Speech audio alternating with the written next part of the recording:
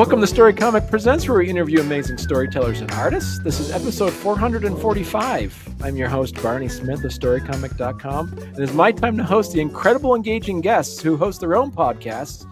We are honored to have with us the internationally celebrated and acclaimed podcast host of Your Creative Mind, Izolda Trakhtenberg, and the host of Better Call Daddy, Reena Friedman Watts. So you're watching or listening this means you watch and listen to podcasts, and you will now dive into the vibrant and engaging discussion, and I guarantee you'll learn something and have some fun facts you can share with your friends. So here we go. Reena and Izolda, how are you doing? Doing great. How are you doing, Barney? I love that. Yeah, doing all right. Good. So yeah, so I just want to make it clear. This is episode 445. So basically 444 episodes were just practice for me to actually be good enough to talk to the two of you. Now we get it. Okay. Well, I'm both humbled and honored and just a little bit dubious. I'll have to say it that way. We're actually around the same number of podcasts, so that's interesting. Okay. And so what we did, so it was Izolda hosted last time, and then before that it was Kurt Sasso, and so we kind of do this rotation through, and before when Izolda owns that, we asked some questions ahead of time that we wanted to banter and have a discussion about, and so the two of you sent out some questions, and what I'd like to do first for my audience, for my listeners, is to kind of get to know first the two of you and talk a little bit about your podcasts before we start talking about the theme in the world of podcasting, because I got some fun questions to ask both of you as well. So I guess we'll go alphabetically, and so I guess that's you, Izolda. Oh, okay. We're going alphabetically first name. Got it. That never happens to me. I never go first when someone's alphabetical. Terrific. Yeah. Talk a little bit about your podcast. Okay. I thought you were going to ask me about my podcast. Now I have to actually think. So I started, it's funny. You mentioned 400 and some odd podcast episodes. I started my first podcast ages ago, and if you count how many episodes I've done as a podcaster, it's 800 and something, but I keep not being able to settle on a name. So it started out with something like Tell Your Story Better, then it moved to Creative Mindset, then it moved to Innovative Mindset, then it moved to something else, and so blah, blah, blah. I've gone to Your Creative Mind because the big thing that I'm interested in looking at with this show is I'm interested in talking to, and Barney, you and I have some things in common. I'm interested in talking to storytellers, creatives, people in theater. I've had Grammy Award winners and Tony Award winners and Academy Award winners and Emmy Award winners and best-selling authors and people who are using creativity to change their little corner of the world and sometimes to change the entire world. So I am thrilled to pieces that I get to do this. That's one of the things that I love about having a show where, quite frankly, I'm the boss, right? We're all the bosses of our own shows. We're the producer, the director, the buck stops with us, whether or not we want it to. And we are responsible and responsive, hopefully, hosts to not only our guests, but our audiences. And so one of the things that I'm trying to do as a podcaster in the interviews and also in the solo episodes I do, I am trying to get this kind of information because I believe every single person in the world is creative in one way or another. I want to get that information out to anyone who dreams of being creative in one way or another, or who wants to take creativity into the rest of their life, whether they're a lawyer or an architect or a doctor. How can they bring that spark of inspiration into what they do and into how they live? And that's what the show's about, and that's what I try to do every Monday. On Fridays, I'm doing this fab, fun, wonderful thing. I'm a playwright, and I am doing play readings, table reads of plays that are unproduced and unpublished. People are submitting them. We have actors, New York actors and other actors who are coming on. We're doing a very quick read through where I get to direct them, and then we do a table read of a show no one's ever heard before. And it is a blast. And I'm getting to meet a lot of actors and having an amazing time. And people from all over the world are submitting plays, 10 to 20 minutes right now, for us to read on the show. And it is exciting because there are so many plays that never get to see the light of day otherwise, and I am honored to be able to bring them out to other people. That's me. Okay. And Reena, talk a little bit about your podcast.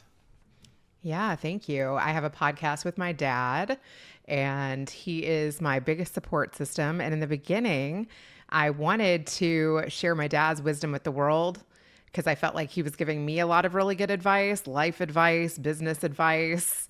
And it's turned into other people wanting to add to our wisdom rating, which has been really cool. I've interviewed over 400 people, and not only is it, us interviewing people now, but then other people have interviewed us together, separate.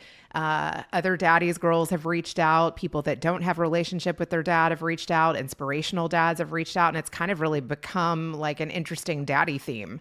I wouldn't have predicted that in the beginning. In the beginning, I thought, hey, let me catch up with some people from my reality TV show past, because that's where I got my start in casting and in reality TV. My first job was Jerry Springer, and I was like, hey, I've kept in touch with Jerry Springer, his publicist, a bunch of the guests that were on my show. So I was like, I would love to, share those kind of conversations with people. And then I worked on Nanny 911 for 3 seasons and a bunch of just shows in LA at the kind of like the forefront of reality TV.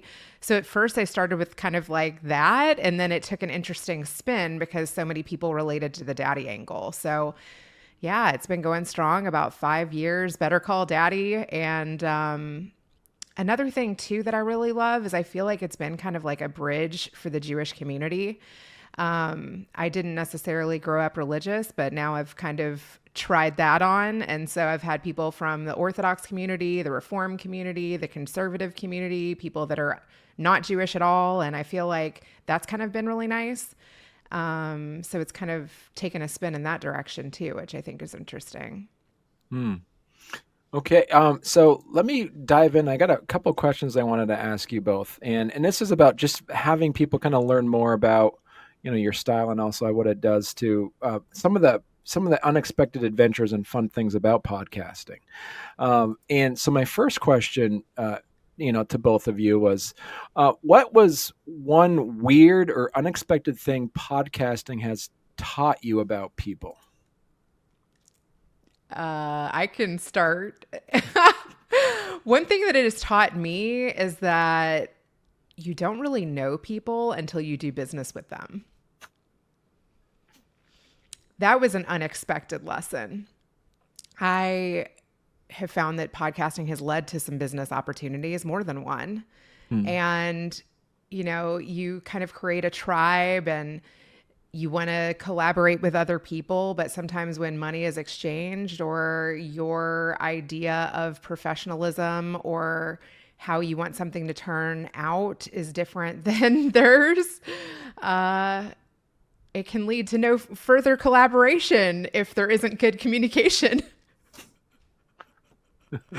That's been a tough lesson for me, to be honest. And it's happened more than once. I think that there's a lot of people that do it for fun. And then there's some people that buy a lot of fancy equipment and want to say that they're podcast producers, and they're not much different than the people who don't have fancy equipment.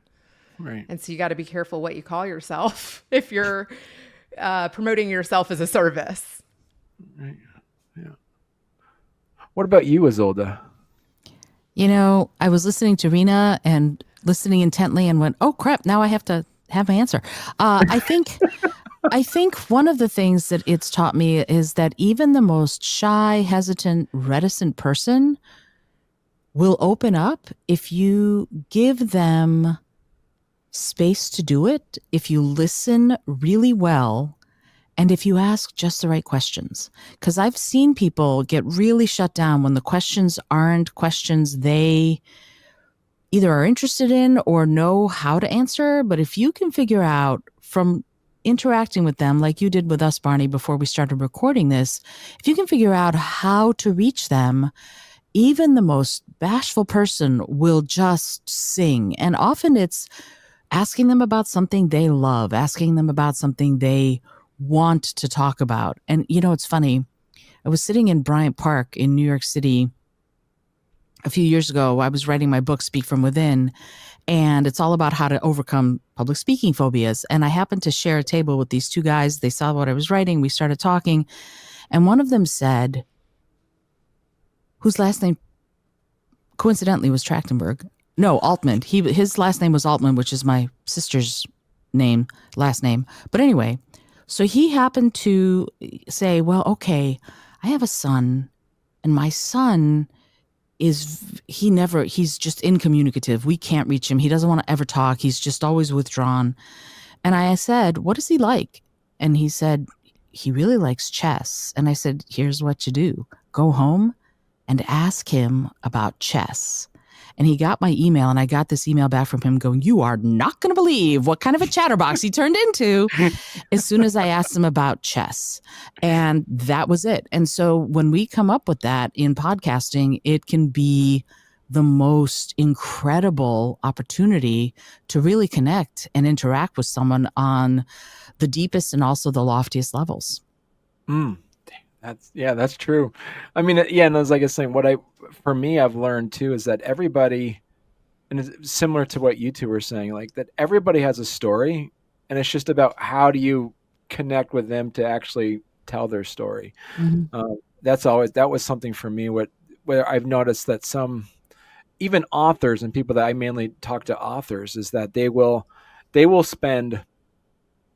write a 500-page book, and you can't pull anything out of them during an interview. I'm like, you literally wrote everything. Why? And was weird enough. I mean, that was one thing I learned is like after I stopped recording, they wrote a book about, it was something to do with like, it was a book on like poetry, and it was like with their mother had Alzheimer's. And after the fact, after the interview was over, and we had a good time, we just ended up talking about fishing. And I'm like, I couldn't talk to them about fishing during the interview because we're talking about their book of poetry about Alzheimer's. But I noticed that it almost felt as though it was she felt it was a mission to get the book done, but it wasn't her passion. So it was weird, the difference between what you feel is like something that you're passionate about having a conversation about as compared to something you feel like you need to say. So I've learned that. So I had one other question before we kind of jump into your questions. And this one's kind of fun, I hope. The other one was fun. Yeah. What was the most off the rails moment that made it into one of your episodes? And then the question for you was, why did you not edit it out? Okay, I'll take this one first. So I I still think of him as being alive, dear friend Al Petaway, who's arguably one of the greatest guitarists who ever lived. And he was a dear friend for many, many years. We worked together at the National Geographic Society, and I had him on my show. And I famously, as you all know, do not edit. And Al and I were doing his interview, and his dog, Buki, was in the studio with him. And in the middle of the interview, his dog cacophonously vomited everywhere. And so it came through, and he said, you're not going to leave that in, are you? Oh, yeah, you bet your bippy I am. And so if you listen to Al Petaway's episode of my show, Buki throwing up all over the floor is in the episode, and I will not edit that out. That is a moment frozen in time, and I'm grateful for it. That's good. I've had a couple interesting moments.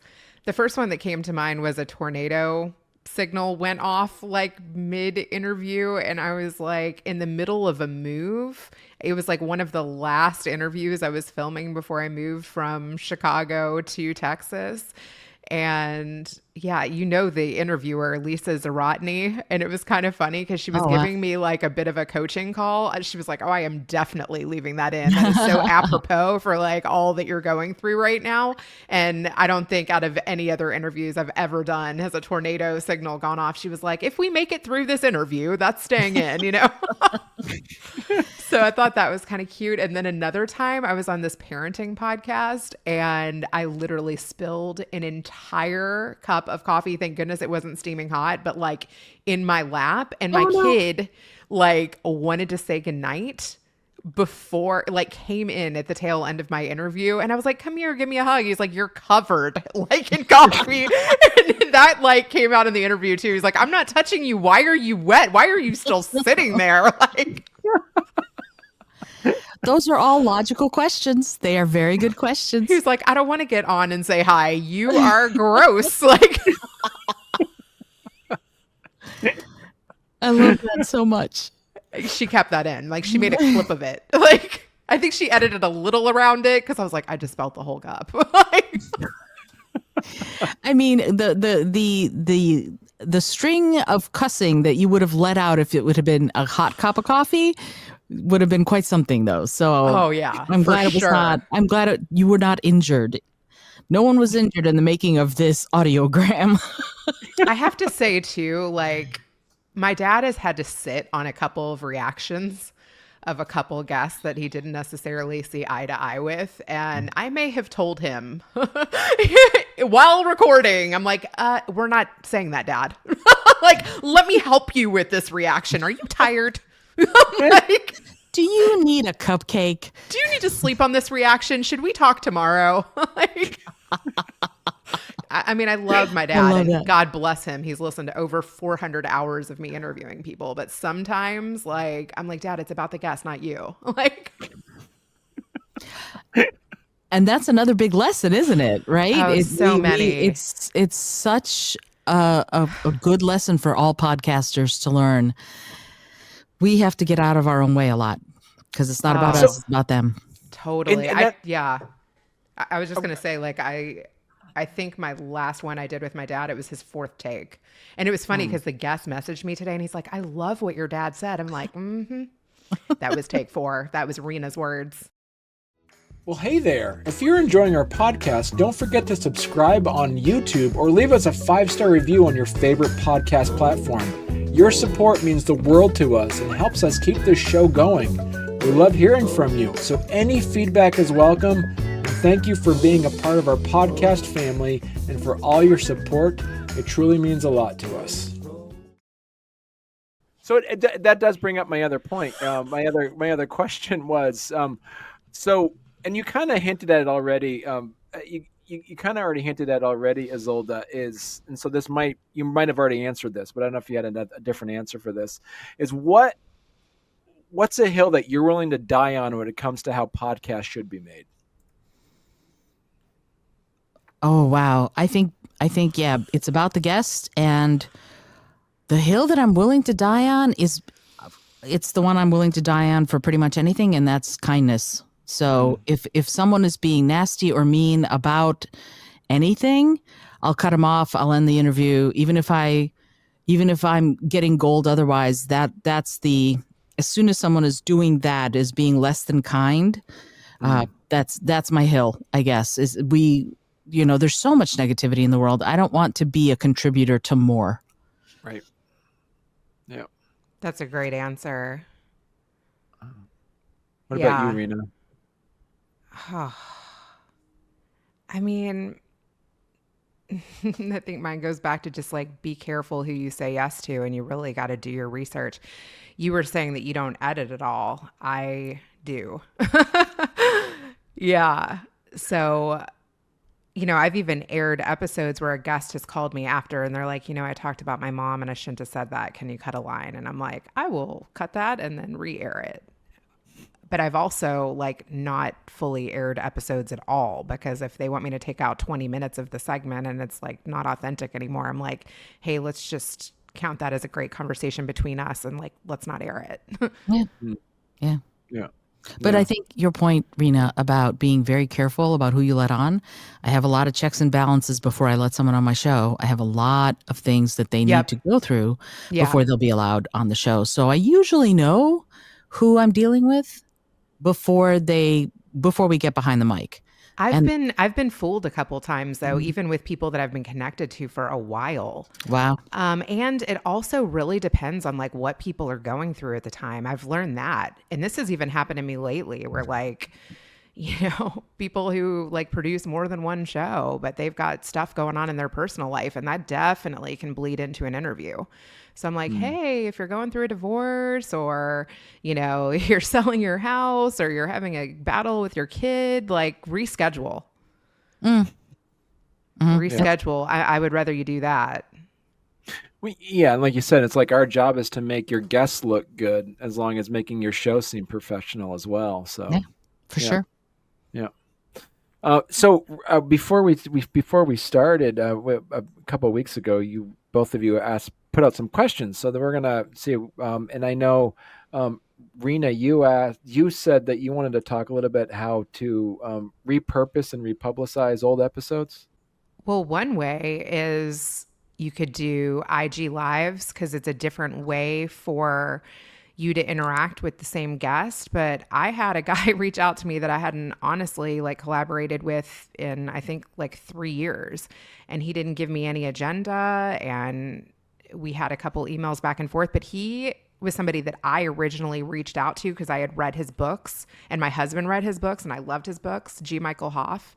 And he just honestly said that he would love to catch up with me. And I knew already that he was a great guest. And he kind of shared with me that he was going through some personal stuff. And I didn't even ask too many questions. I was just like, hey, I really liked him. And I know that he's talented and I know that he's a good speaker. And I just made space for it because I like wanted to reconnect with him. I don't usually actually do that.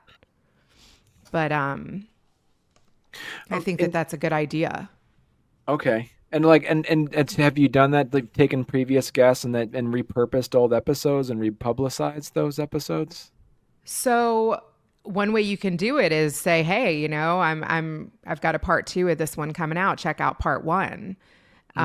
Or if you don't want to do a full on like produced segment with that person, like I said, you could do like a Twitter space with them. You could do an IG live with them. You could have a conversation and just make a couple clips about it. Also, birthdays are big, anniversaries are big, engagements are big. Like somebody that I teamed up with just got engaged. His name is Nick Gray. I've actually met him in person. If somebody is like releasing a course or if they're putting on an event, you could just like let people know, like if you have something cool coming up, like let me know how I can support you in that or be a part of that. And that's another really great way to repurpose. But yeah, like a guy that I had on, his name is Sal Greco. I noticed that he was going live on Twitter. So I try to support people who I've collaborated with in the past and say, hey, I noticed like you're going live now on Twitter. I'd love to do that with you. And comment on their stuff, share their stuff. And then if you share their stuff of what they've got going on, then you can reshare what you did with them. So like one of my guests, Riley Gaines, I had on before she was on Rogan. So that I reshared that when she was on Rogan. I shared the segment of her on Rogan. And then I was like, oh, hey, I had her on before Rogan. And I've had a couple guests like that. And then I'll be like, had this one on before Rogan too, right? So just find different ways in which you can kind of like keep up with their life, and that gives you a reason to re-talk about it. That's a good point. Izolda, do you have any advice on that topic as well?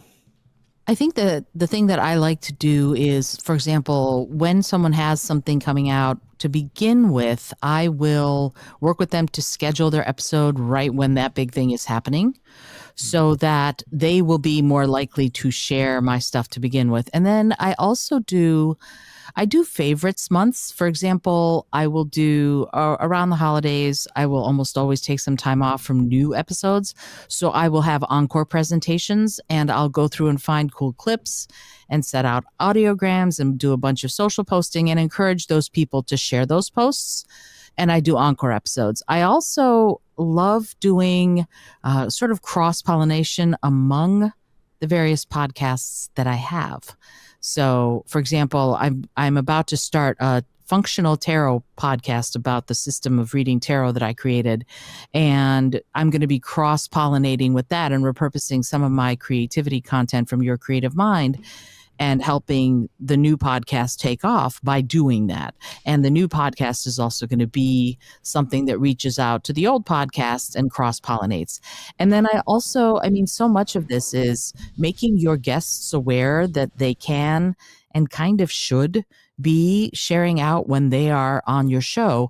And I have this wonderful guest who was on in, I want to say March, February, and she has a new thing coming out and she loved our episode so much. She's creating audiograms from our episodes and tagging me back at me. So it's really nice to have that happen where you can tell people that, hey, if you want to use the audio for this, I'm happy to let you. Just tag me. And then that resharing and repurposing is happening all over her Instagram stories almost every single day right now. And it's really lovely. I didn't have anything to do with it. She did it and is tagging me, and then I'm lifting it up.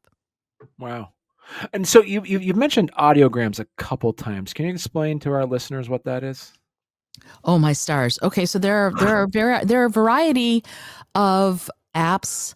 Like Headliner is one, and there are tons of other apps. And I'm with Podbean, and Podbean has the thing where they let you do that too, where they will take snippets depending on the length of the snippet you want. Sometimes it's less than a minute, sometimes it's less than 3 minutes, and you can use AI. I like to do it really manually, finding something that is really, really cool that was said by the guest that's around a minute long, usually a little bit shorter, where you take the audio, you create some sort of visual element for it. Often you will have the sound file, so the sound wave of what they're saying is in the visual element, and you put it out as a video short or an audiogram.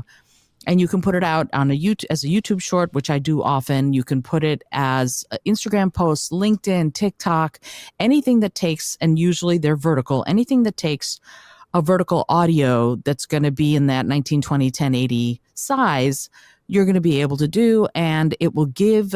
And I often will do, depending on what they're saying, I'll do a quote from them as part of the visual element so that you can have a little teaser that people will see or hear, and then you can point them back to the whole episode. Want to know more? Head over and listen to this person's wisdom for the entire 35 to 85 minute episode or whatever. It's really an effective way because video is being so much elevated right now.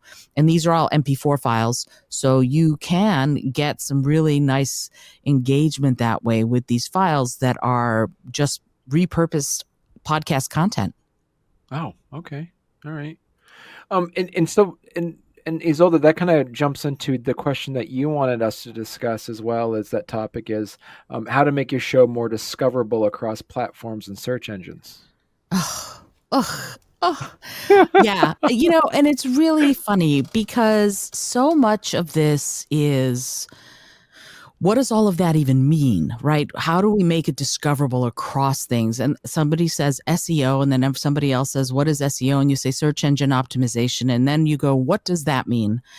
And that means making your material, whether it's your content that is visual, but mostly, quite frankly, text, because a lot of these are still text-based search engines, where things that you say in your materials are the things that Google usually, but some of the other search engines as well, will be able to locate, if you will. And the key thing here is that this needs to be sort of clear, needs to be keyword rich based on the keywords that you need, that you want people to be looking for.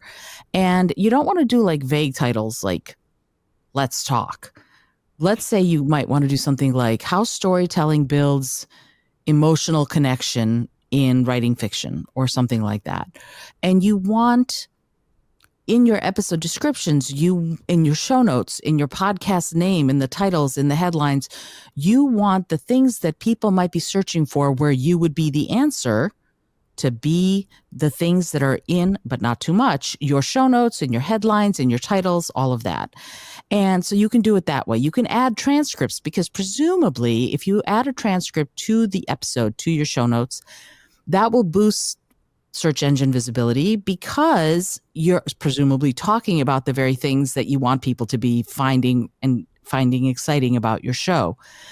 And then the other thing that I would say is something that I forget who wrote the book, but it's about long tail keywords. And it's a really interesting thing. What is a long tail keyword? And that is, to me, starting to look at it from the perspective of the person sitting down and about to Google something. And let's say they're interested in performing arts, but entrepreneurs. So entrepreneurs who are performing artists. You have to look at it from this perspective. What might someone who wants to know more about that, for me with creativity, for example, how would they search for that?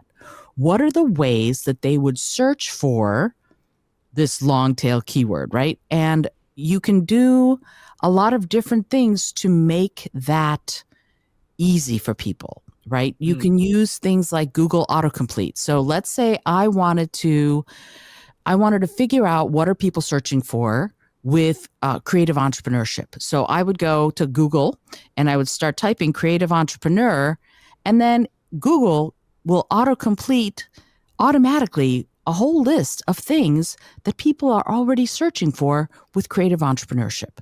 And so you start seeing what are they searching for? And those are the long tail keywords, because you're not looking at it for what you want them to know. You're looking at it from the perspective of this person is searching for something. How do I make me and my show the answer to what they're searching for? So Google autocomplete, answer the public. I think I mentioned this here before. I love answer the public. You can do 1 or 2 words. So you can say creative entrepreneur, and answer the public will go into Google and will give you a list of the questions that people have asked Google recently about those 2 words. So you might see, what is a creative entrepreneur? Or what does a creative entrepreneur do? Or how do you define creative entrepreneur? Or can I be a creative entrepreneur? And it gives you a list of all those, and you get 3 searches per day. And then so what if you were to then go, if I were to then go, how do you become a creative entrepreneur? I know Google says people are actually searching for this.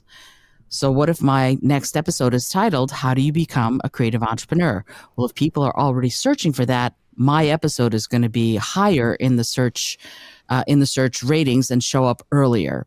And then Uber Suggest is another one. So there are a lot of things that you can be doing to think in terms of your audience's questions. What are they trying to learn or solve? And then you become the answer by figuring that out. Oh, wow. That's really cool. I didn't know about those too, but there are a couple tools that can help with keywords as well. There's castmagic.io. Not only does it like transcribe your whole episode, it also will pick kind of like those viral moments, like those audiograms that you're talking about. It will give you the time codes of where you might want to create an audiogram. And you can also, I think, create audiograms within it. And also Eddy, EDDY by Headliner, it also picks the clips for you, transcribes the whole thing, kind of gives you ideas for social copy. So I use both of those tools. Those are great. And they give you keywords depending on your interview. So it's drag drop. Like you take the MP4 and drag it over into one of those tools, and it will give you all of the keywords associated with your interview, which is great. And they do, and I love Eddy. They used to be a little bit more generous with how much time they give you. They give you two hours a month for free. Mm-hmm. So if you've got short episodes, you can probably do all 4 episodes for free. But if you don't, then it does cost. I don't know if does castmagic.io cost? Yes, it does too. And they also have, I'm not sure exactly because I bought it when it was like a one-time fee. I think it was like an AppSumo deal. But yeah, if you go over, they also make you pay.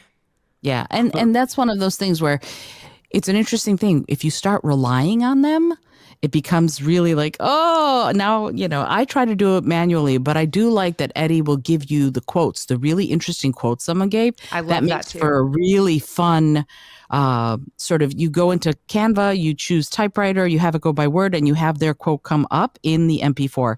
And that's a really fun little Instagram story post. Yeah, what was I using? I was using one of those systems, and now I haven't touched it in a couple months. Now, as soon as I it was the newest system where you can like cut your own Opus Clip. That's what it's called. Mm-hmm. I used Opus Clip a lot. So, and so what we're getting near our hour mark, which was exciting because we could be talking for hours, but It's true. It is. And so to wrap things up, can you remind our listeners and our audiences where they can find your information, your podcast, and where you guys live on the internet? Izolda, or you want me to go first? Oh, why don't you go first? Okay, so bettercalldaddy.com and then Reena Friedman Watts on most social. Okay. All right. Bettercalldaddy.com. You can't miss it. It's bettercalldaddy.com. And on there, you actually have a really well put together website. And it shows you where all you can subscribe to everything about Better Call Daddy. And I got to say, even though it's an audio podcast, you have one of the most engaging logos that just sticks out there. And I love it. So I don't know whoever did it. They did a great job on your logo. Thank you. It was actually a friend of mine, another mompreneur, Shari Perry. We connected during the pandemic. She had gotten laid off from Red Bull and she had always wanted to make art for a podcast. And I was like, ooh, let's see what you can do. And it was her idea of having my dad come out of the phone like a genie. Yeah, I love it. And Izolda, you are at izoldat.com/YCM. There it is. And you can learn, and you also, Izolda, you do other things other than your podcast. You also have some workshops, and then you also do some writing as well. Yeah. Oh my goodness. Yes, that's my. Is this a family show or is this a? This is PG. Yes, PG-13. We'll leave great. it. Yeah, that's good. Yes. So yeah. I'm in a poly relationship with writing, directing, and podcasting, and we haven't decided who the primary is. That's the that's the way I'm looking at it. Yeah, I've written 9 books, and I also have written a number of plays, a number of which have been staged, which is very exciting. And I love podcasting. There you go. Look at that. That's my most recent. And that's an anthology I was in called The New York State of Crime. And I have just I am the incoming president of the tri-state New York, New Jersey, Connecticut chapter of Sisters in Crime, which is a crime fiction writers national organization, and that's Functional Tarot, which is the book in the deck that I created during COVID. And that's the next big thing is going to be I'm going to be doing this podcast and developing classes on how to read tarot, et cetera, et cetera. So it's lots of stuff going on, and these are some of my plays that you're now seeing. Nice. That is so cool. I wanted to also bring up one other thing that I'm working on in October because it's a podcaster event. It's called Night of the Living Pod, and I'm hoping Izolda is going to be involved in it. It's about revamping your zombie podcast. So you might have started one and it died, or you might need to rebrand, or you just want to go a different direction. And so, yeah, it's going to be held at a funeral museum. I just went and checked it out with this other podcaster on Friday. His name is Freddie Cruz. He was a radio star here in Houston for like 16 years, and he had a relationship with this museum. It was the craziest thing. They had caskets from like all over. They had one casket with like money in it.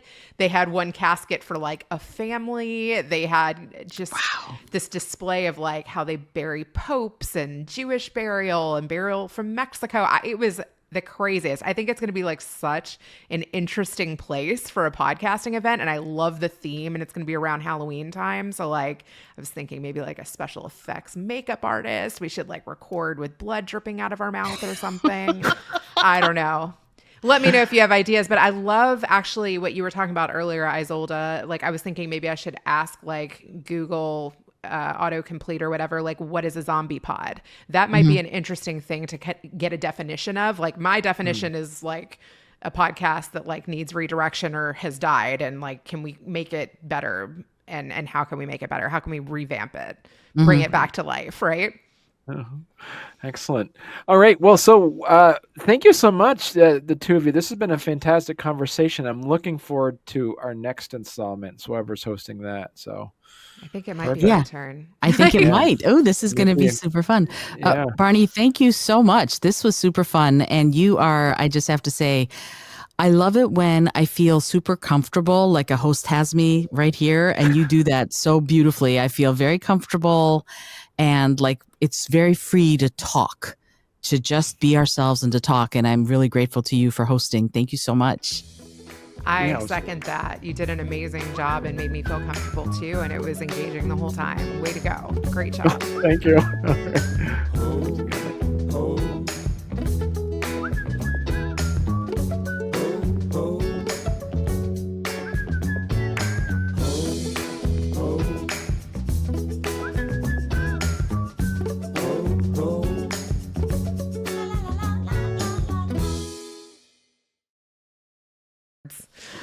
Whoops. There you go. I just dropped the camera. Oh, there you 1 go. second. That was beautiful. I mean, it couldn't have Man, been there more. you go. That's And- gonna stay in. See, look, no kidding. I would be sorely disappointed if you were to cut that out. That was fabulous. Keeping that in. Oh my Right? God. So